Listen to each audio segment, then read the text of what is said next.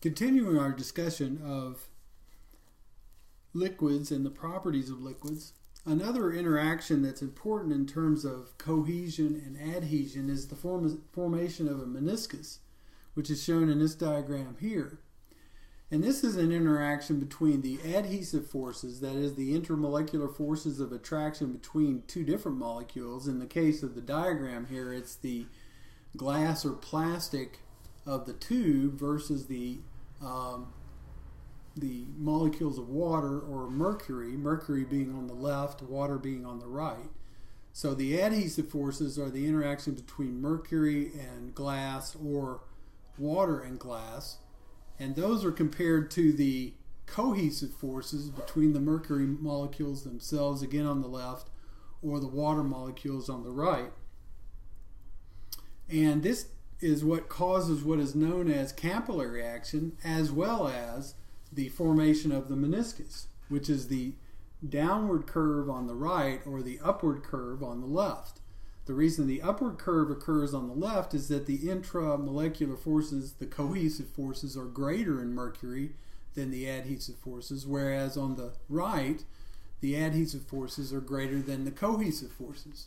Capillary action is the process where a column of fluid goes up into a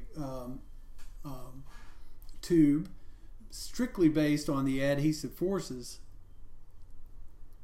So the difference in the relative strengths of adhesive and cohesive forces results in the different meniscus shapes, left being mercury, right being water.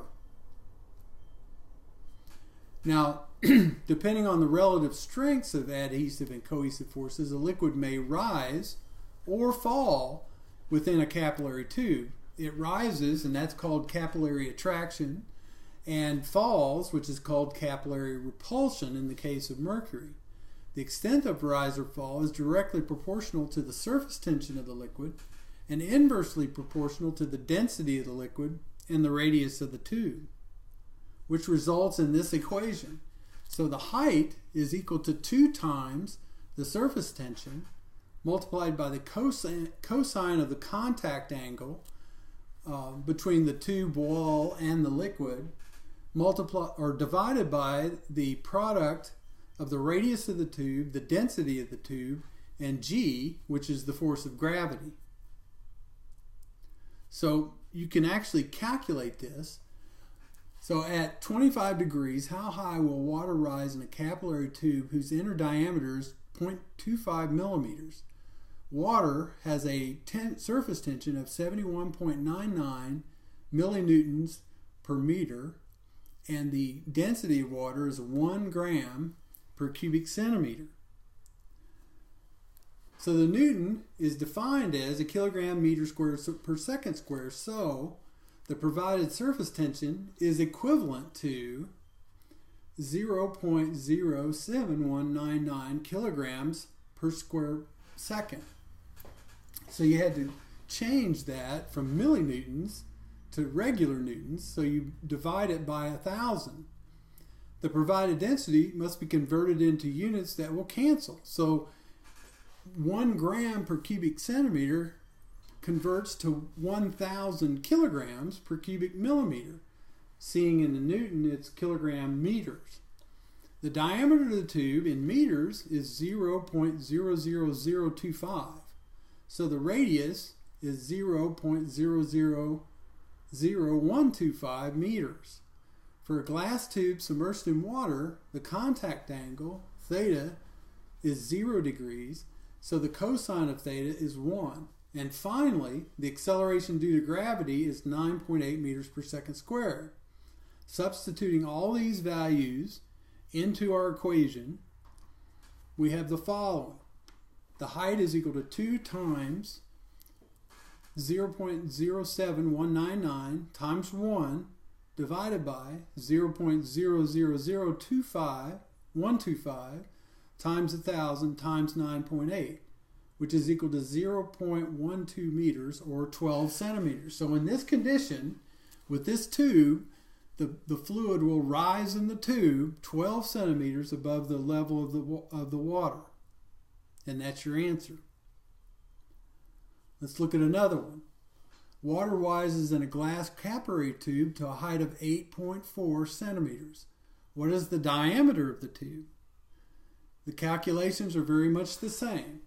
You put the same number for the surface tension, the same number for the density.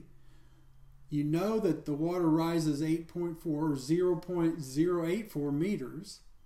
The contact angle is the same as is the cosine of that contact angle, and the acceleration to gravity is the same.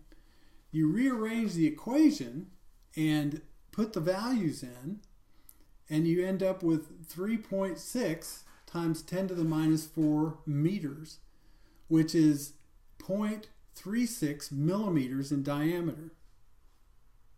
I'm sorry, 0.36 millimeters radius. Now let's look for a second at what happens during a phase transition. When a liquid is sitting, first of all, the definition of vaporization is the change of a liquid phase into a gas phase. Condensation is the opposite, the change of a gas phase into a liquid phase. So we have a closed container in three different situations. It starts out at A, and as time passes, it goes from A to B to C. And so at A, and at this point at C, it's reached dynamic equilibrium. So A, the rate of the molecules escaping from the liquid into a gas is very rapid, and this increases over a period of time until you reach situation C. At that point, the dynamic equilibrium is reached, and the vapor pressure of the gas is constant. Even though this pressure is constant, there is constant evaporation or vaporization and condensation occurring at all times. That's what the term dynamic in the dynamic equilibrium means. And you can see the difference in height in this closed manometer represents the vapor pressure of this liquid. Now, vapor pressure is the pressure exerted by the vapor in equilibrium with the liquid in a closed container at a given temperature. And you have four different, and each of these will have a different vapor pressure. Now, also, the other thing that affects vapor pressure is the temperature. The temperature affects the distribution of kinetic energies, as we well know, for the molecules in a liquid. And the higher the temperature, the more molecules have the necessary kinetic energy required to escape the liquid and enter into the gas phase. So as you can see, as represented here, the lower temperature in red shows a lower number of molecules escaping compared to the higher temperature in black. What you can also see is that as you raise the temperature, I think we showed this in a previous lecture, the actual shape of the curve becomes broader at the base. So the boiling points of liquids are the temperatures at which their equilibrium vapor pressures are equal to the pressure of the surrounding atmosphere. Normal boiling point is the temperature corresponding to a pressure that's equal to 1 atmosphere, or 101.3 kilopascals. So here we have those four different molecules we showed before: ethyl ether, ethyl alcohol, water, and ethylene glycol. And what you see is that they all have different normal boiling points and boiling curves depending on the pressure in the atmosphere. And these differences, by the way, I'll mention this before we do the problem, these differences are based on the intramolecular forces that we started the lecture talking about. Isooctane has an octane rating of 100. It is also used as one of the standards for octane rating system for gasoline. At 34 degrees centigrade, the vapor pressure of isooctane is 10 kilopascals. At 98.8 degrees centigrade, its vapor pressure is 100 kilopascals. Using this information, estimate the enthalpy of vaporization for isooctane. The enthalpy for vaporization, delta H vape, can be determined by using the Clausius-Capron equation, which is in your book. This is log P2 over P1 is equal to delta H vape divided by the gas law constant times 1 over temperature 1 minus 1 over temperature 2. So you have the two pressures, P2 and P1, and the two temperatures, T2 and T1. And remember, if you're using R 0.0821, you have to use pressures that are in atmospheres. And so we can solve this equation for delta H vape, and then since we have two pressure temperature values, T1, which is 307.2 degrees Kelvin, and P1, which is 10 kilopascals, T2, which is 98.8 or 372 degrees Kelvin, and P2, which is 100, we can substitute them in this equation and solve for delta H vape. Rearranging the Clausius-Capron equation and solving for delta H vape, it looks like this. So you have delta H vape is equal to R, natural log of the two pressures, divided by the subtraction of the two temperatures. Now, I've used a value for R, which is using kilopascals. So I looked up a different value for R. So I didn't have to change my pressures to atmospheres. But I could have used the value for R that we've used before and then change those pressures to kilopascal or to atmospheres. And if you solve this equation, you get 33,800 joules per mole, or 33.8 kilojoules per mole. And that's your answer. Now, melting is the transition of a solid to a liquid state. And obviously freezing is the opposite. It's the changing of a liquid to a solid state. And the freezing point or melting point is the temperature at which a solid and a liquid phase, at which the solid and liquid phases of a given substance are in equilibrium, much like boiling point being the equilibrium between the vapor pressure and the condensation.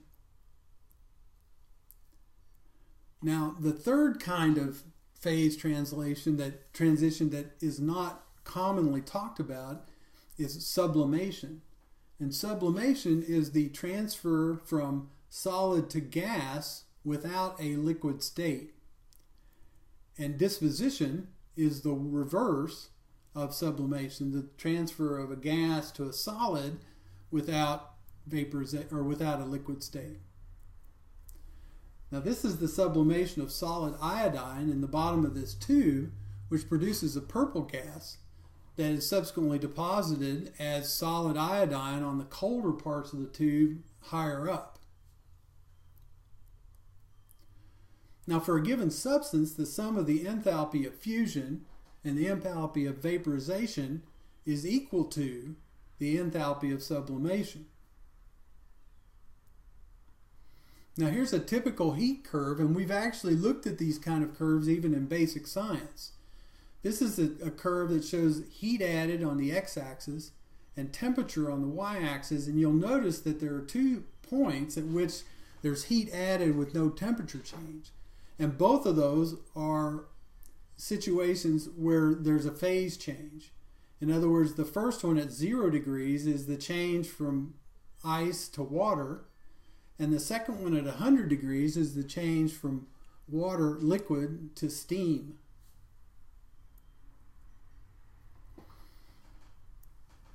So let's look at a problem looking at how much heat is required to convert 135 grams of ice at minus 15 degrees centigrade to water vapor at 120 degrees centigrade. In this situation, there are 5 steps. You first have to heat the ice, and each of these has its own heat calculation. You have to heat the ice from minus 15 to 0. You melt the ice at 0 degrees. you heat the water from 0 to 100, you boil the water at 100 degrees, and then you heat the steam from 100 to 120. So you have to have a calculation for each of these, which I put here in order that they're listed. So the first MC delta T represents the heating of the ice from minus 15 to 0. The MH fusion is the melting of the ice, and so forth. And then if you put the numbers in, and these numbers you can look up, you then do the math, and you get 416 kilojoules to convert 135 grams of ice at minus 15 to water vapor at 120 degrees.